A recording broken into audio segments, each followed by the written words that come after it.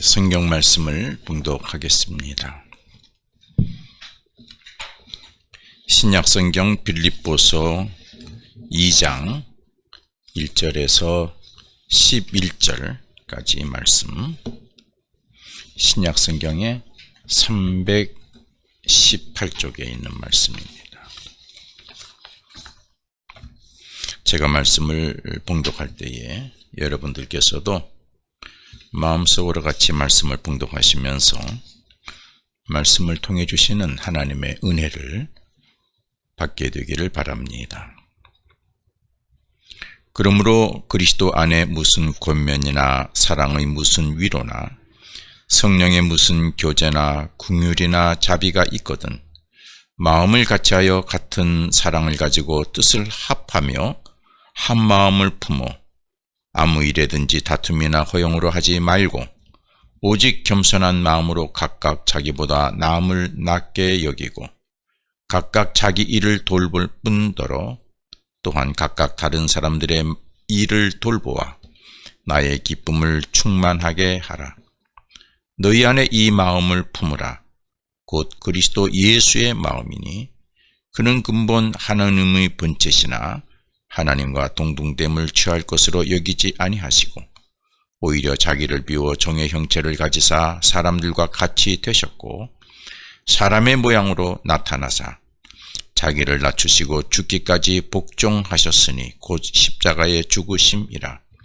이러므로 하나님이 그를 지극히 높여 모든 이름 위에 뛰어난 이름을 주사 하늘에 있는 자들과 땅에 있는 자들과 땅 아래에 있는 자들로 모든 무릎을 예수의 이름에 꿇게 하시고 모든 입으로 예수 그리스도를 주라 시인하여 하나님 아버지께 영광을 돌리게 하셨느니라. 아멘. 봉독한 말씀 중심해서 선한 일을 겸손한 마음으로 행하라는 제목으로 말씀을 증거합니다. 오늘 있는 처소에서 제단을 쌓고 하나님께 예배드리는 여러분 모두에게 하나님께서 크신 은혜와 은총과 복을 충만하게 허락해 주시기를 간절히 축원합니다. 선한 일은 상대방에게 도움이 되고 상대방에게 희망이 되고 용기를 주는 그러한 일을 가리킬 때 쓰는 말입니다. 그런데 선한 일을 하고도 상대방에게 큰 기쁨과 희망이 되기보다는 오히려 상처를 주고 불쾌감을 주는 경우도 있습니다. 오늘 본문에서는 그리스도인들이 평소에 실천해야 할 선한 일 5가지가 소개되고 있습니다. 1절에 있는 말씀입니다. 제가 한번 읽어보겠습니다. 그러므로 그리스도 안에 무슨 권면이나 사랑의 무슨 위로나 성령의 무슨 교제나 긍휼이나 자비가 있거든 이렇게 말씀했습니다. 선한 일로 오늘 성경에서 제시하는 것들 중에 몇 가지는 권면, 위로, 교제, 긍휼, 자비입니다. 이 5가지를 사전적으로 좀 설명을 해 보겠습니다. 먼저 권면, 도움이 필요한 사람에게 어떤 일에 도움을 주려고 알아듣도록 알려주는 것이죠. 그걸 우리가 권면이라고 합니다. 2번째, 위로. 괴로움이나 슬픔이 있는 사람에게 괴로움이나 슬픔을 달래주려고 따뜻한 말과 행동을 하는 것. 그것을 우리는 위로라고 하지요. 3번째, 성령의 교제. 그것은 예수 그리스도를 믿는 사람들이 서로 가까이 지내는 것, 사귀는 것, 그것을 가리켜서 성령의 교제라 말합니다. 우리 그리스도인들은 세상 사람들이 가지고 있는 요소로 사귀지를 않습니다.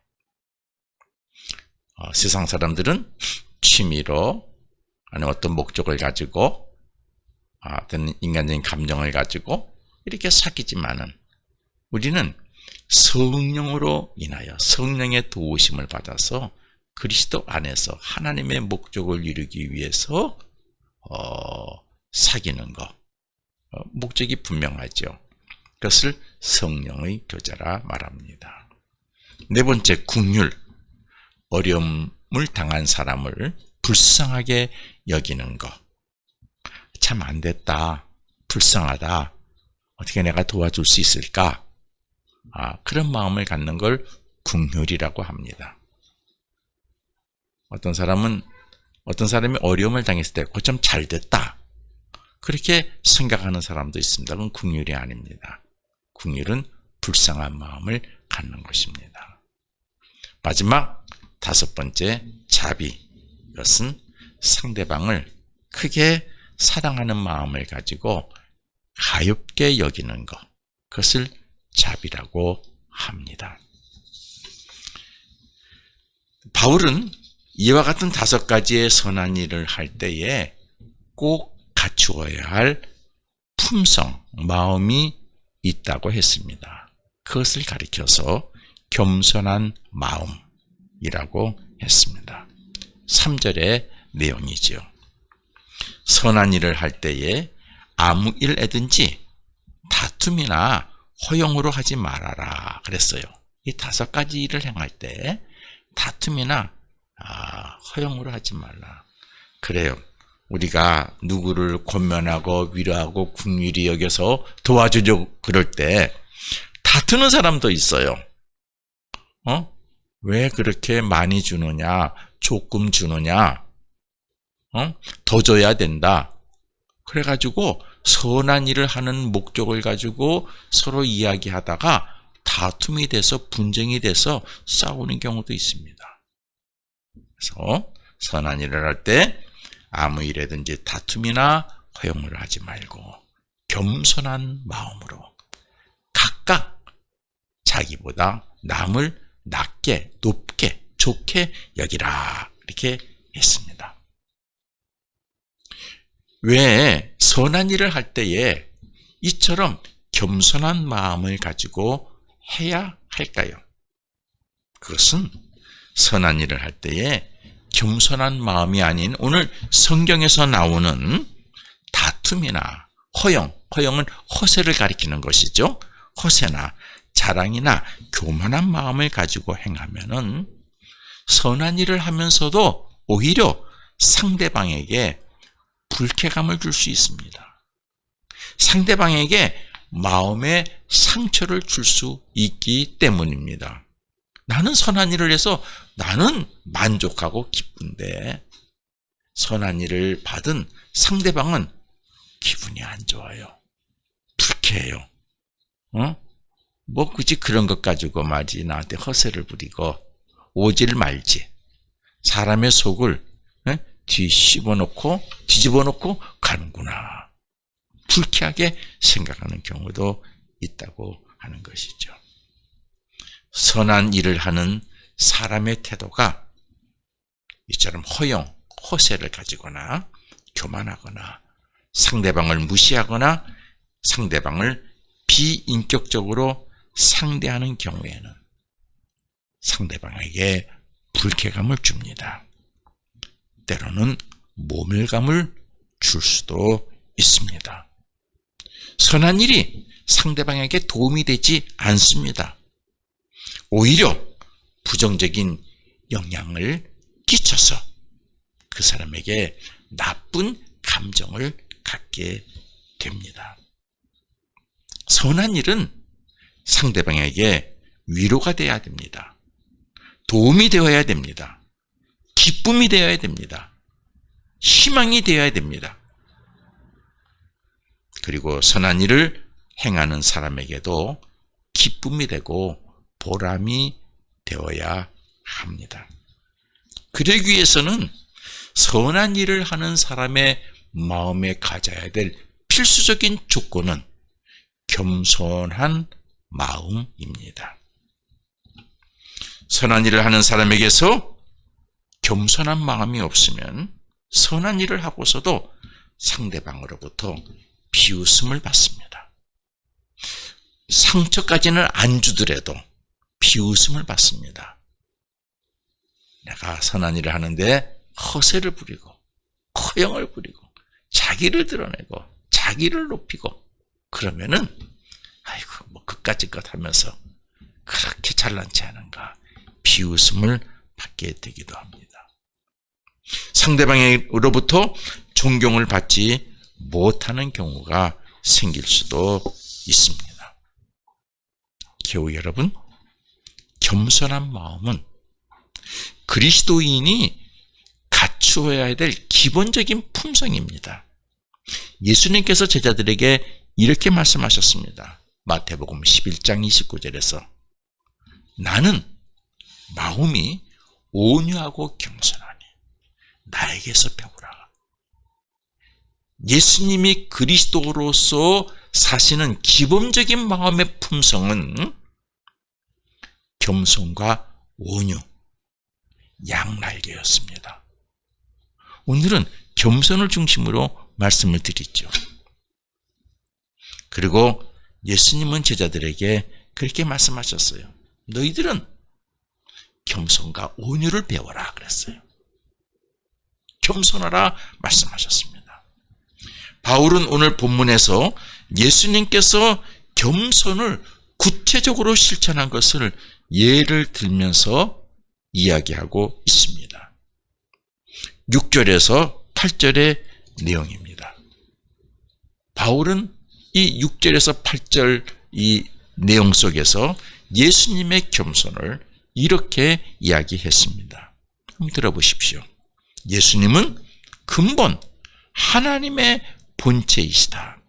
그러나 하나님과 동등됨을 취하지 않으셨다. 허세를 부리지 않으셨다. 허영을 부리지 않으셨다. 인간으로 오셨으니까 인간의 모습으로 사셨다. 그랬습니다.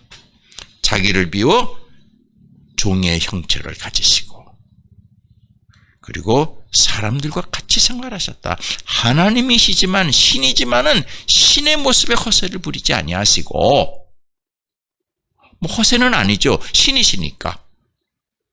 그럼에도 불구하고 그는 종의 형체를 가져 사람들과 같이 사셨다. 예수님은 자기를 낮추어 죽기까지 복종하셨다. 능력 있는 분이시지만은 그 능력을 함부로 나타내지 않으셨다. 긍휼과 자비와 위로를 행하실 때는 그 능력을 나타내셨지만은 상대방에게 싸워서 자기를 이기려 할 때는 그 능력을 나타내지 않으셨다라고 했습니다. 오히려 십자가에서 모든 사람의 죄를 대신하여 죽으심을 당하셨다라고 오늘 본문에서 이야기하고 있습니다. 이처럼 겸손한 마음의 안에는 어떤 덕목이 구체적으로 있느냐 하면은 자기를 내세우지 않는 덕목이 포함되어 있습니다. 이거 대단히 중요한 것입니다. 내가 가졌지만은 내 가진 것을 나타내지 않습니다. 내가 권능이 있지만은 권능을 나타내지 않는 덕목이 있습니다. 이것이 겸손입니다.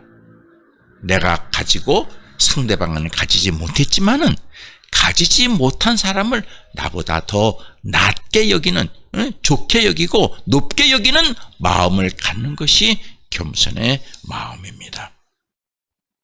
그래서 예수님은 자신의 삶에서 하나님의 능력을 가지셨지만은 그것을 가지고 허영이나 허세를 나타내지 않으셨습니다.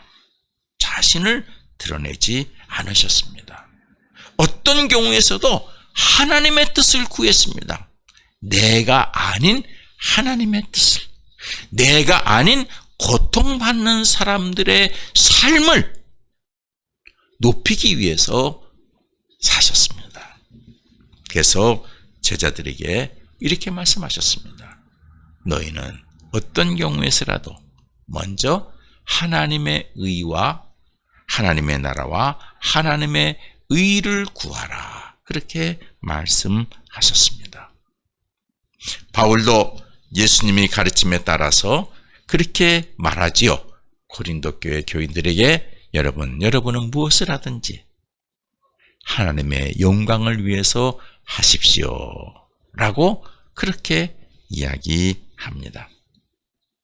바울은 겸손을 구체적으로 사신 예수님의 삶의 결과를 오늘 본문 8절에서부터 11절까지 구체적으로 설명하고 있습니다. 예수님의 이름은 세상에서 가장 뛰어난 이름이 되셨다. 모든 사람은 예수님의 이름 앞에 무릎을 꿇게 되었다. 모든 사람은 예수 그리스도를 주님이라 시인하게 되었다. 그리고 예수님의 삶은 하나님께 영광을 올려드리는 삶이 되었다.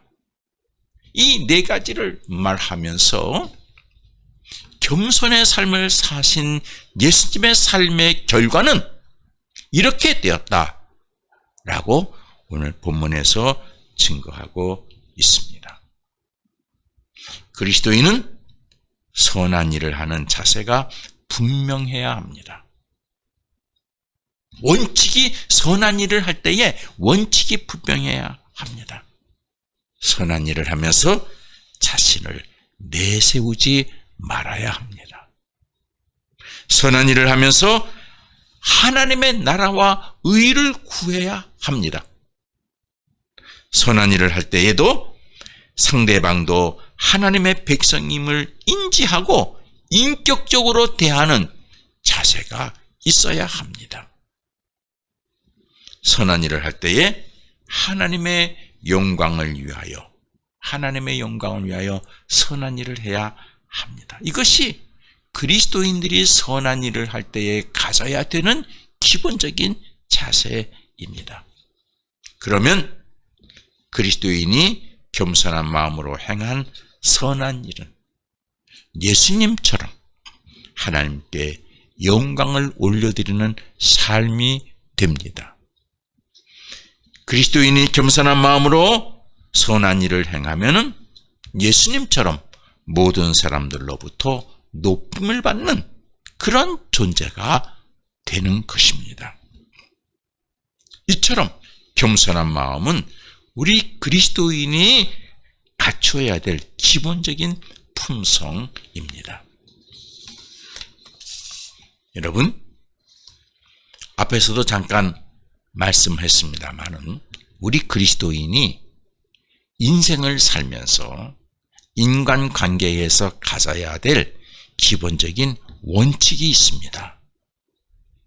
세상 사람들은 어떻게 살더라도 우리 그리스도인은 그렇게 살면 안 됩니다. 세상 사람들처럼 살면 안 됩니다. 그리스도인은 그리스도인으로서의 삶을 살아야 되고 하나님을 믿는 사람으로서 사는 삶의 원칙이 있습니다. 인간관계의 원칙이 있습니다. 그것은 무엇입니까? 첫 번째, 모든 사람은 하나님 앞에서 평등하다는 원칙입니다. 그 사람이 잘생겼든지 못생겼든지, 그 사람의 얼굴색이 검든지 희든지, 돈이 많든지 적든지, 배웠든지 못 배웠든지, 모든 사람은 하나님 앞에서 평등하다고 하는 원칙, 이것을 갖고 있어야 합니다. 두 번째, 모든 사람은 완전하지 않다는 원칙을 인지하고 있어야 됩니다. 그러므로 나 자신도 완전하지 않고 나에게도 부족함이 있다. 이런 것을 인지하고 행동하는 원칙을 갖고 있어야 합니다. 저 사람도 부족할 수 있다. 상대방도 부족할 수 있다. 잘 못할 수 있다. 나도 못하는 것이 있다. 나도 완전하지 않다. 하는 것을 인지하고 행동하는 원칙을 가져야 됩니다. 여러분, 세상에서 완전하신 분은 하나님 한 분밖에 안 계십니다. 여러분, 많이 알고 계십니까? 세상에 알아야 될 지식의 몇만 분의 1도 모릅니다. 여러분, 많이 가지고 계십니까? 아니요. 한순간에 날아갈 수 있습니다. 세상 모든 것을 가졌어도 하나님이 내 영혼을 부르시면은 그건 아무것도 아닌 것이 됩니다. 저는 가끔 그런 생각을 해요. 하나님께서 나에게 생명을 주시고 건강을 주시고 힘을 주시고 지식을 주시고 지혜를 주시고 물질을 주셨어요. 하나님이 나에게 이 세상에 와서 살아야 될 삶의 연수를 예를 들어서 얼마다 정해놓으셨다고 해요. 지금 내가 그걸 말하면은 또 좀 나를 스스로 속박하는 거니까 그렇게 말하는 거 얼마다. 그러면 하나님이 내게 주신 거 열심히 쓰고 하나님이 부르신 나를 내가 하나님에게 갈 때는 그걸 다 쓰고 열심히 살았습니다. 난 하고 가는 것이 난 것이 잘 살았다라고 생각을 합니다. 하나님이 이제 너 생명 수완 다 됐으니까 이제 와라 그럴 때 이거 아직 다 못 썼는데요? 다 못했는데요? 그러면 어떻게 해요? 그건 아니라고 봅니다. 그렇죠? 여러분, 완전하지 않는 존재입니다. 인지해야 됩니다. 상대방도 완전하지 않습니다. 잘못할 수 있어요. 부족합니다. 나도 부족합니다. 부족한 사람들끼리 서로 모여서 서로 부족을 채워주고 하나 되어서 하나님의 뜻을 이루어내는 것이 그리스도인의 삶의 덕목입니다. 이게 겸손입니다.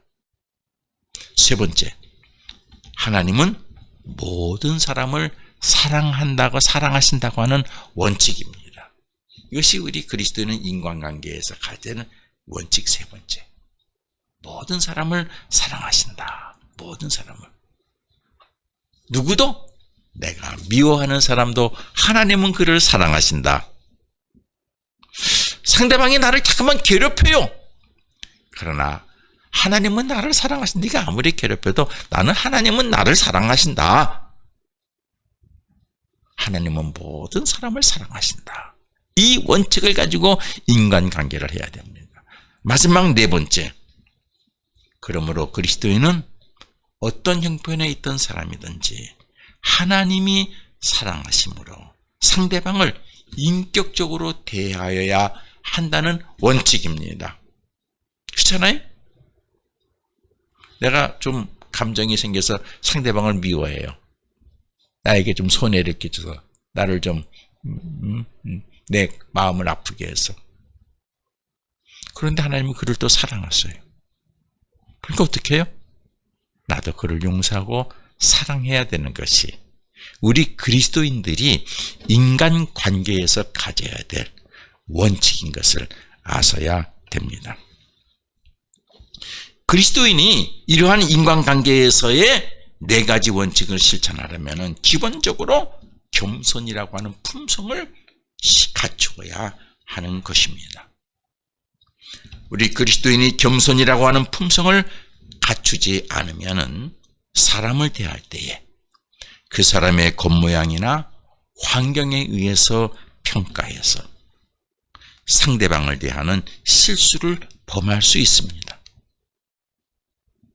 또 우리가 사람을 대할 때에 그리스도인이 갖는 겸손이라고 하는 품성을 갖추어 있지 않으면 자기 자신도 완전하지 않으면서도 자기 자신의 부족은 당연한 거고 자기 자신의 잘못은 당연한 거고 괜찮은 거고 상대방의 부족함과 허물을 들추어내서 상대방을 판단하고 폄하하는 실수를 범할 수 있습니다.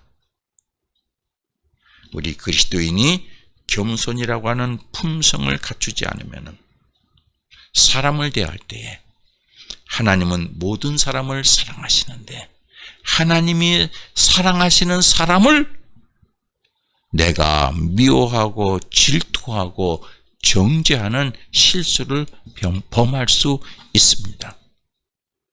그러므로 그리스도인은 어떤 형편에 있던 사람이든지 상대방을 인격적으로 대하여야 합니다. 특별히 선한 일을 할 때에는 상대방을 인격적으로 대하여야 합니다. 바울은 이것을 겸손한 마음으로 이야기를 했습니다. 그리스도인이 선한 일을 겸손한 마음으로 행하면 이 일은 궁극적으로 하나님께 영광을 올려드리는 삶이 결과가 되는 것입니다. 복음 전파의 진전이 되는 것입니다. 하나님께서는 선한 일을 겸손한 마음으로 하는 사람에게 그를 통해서 영광을 받으시고 또 그를 모든 사람으로부터 높임을 받는 사람으로서 그를 세워주시는 것입니다. 오늘 이 사실이, 이 내용이 오늘 본문 말씀에 강조하는 내용이 되겠습니다. 저는 우리 교우와 우리 교회가 모든 일을 할 때 겸손한 마음으로 행해서 우리의 작은 수고가 하나님께 영광이 되고 땅의 사람들에게는 멋있다, 높임을 받는 그런